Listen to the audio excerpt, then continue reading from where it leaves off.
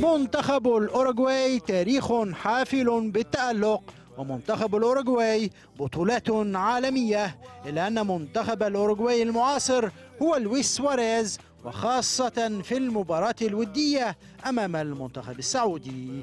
غيابات عديدة في صفوف أبطال العالم عامي 30 و50 من القرن الماضي، وأبرز الغائبين إدينسون كافاني مهاجم باريس سان جيرمان الفرنسي بسبب الإرهاق. الأوروغواي هي سواريز، فسواريز هو صاحب البصمة والإنجازات، وسواريز هو الهداف.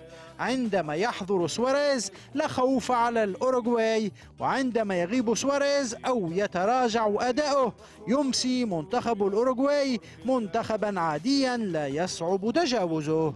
سواريز العضاض غائب منذ نهائيات البرازيل بسبب العضة الثالثة في مسيرة دراغولا الملاعب، والثالثة كانت مدمرة، ليتم إبعاد سواريز ومعاقبته عقوبة قاسية.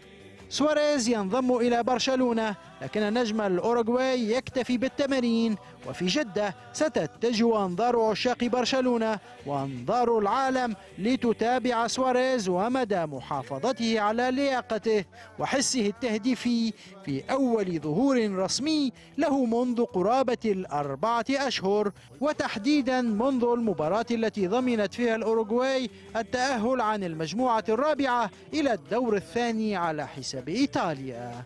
حمادي جردبو، صدى.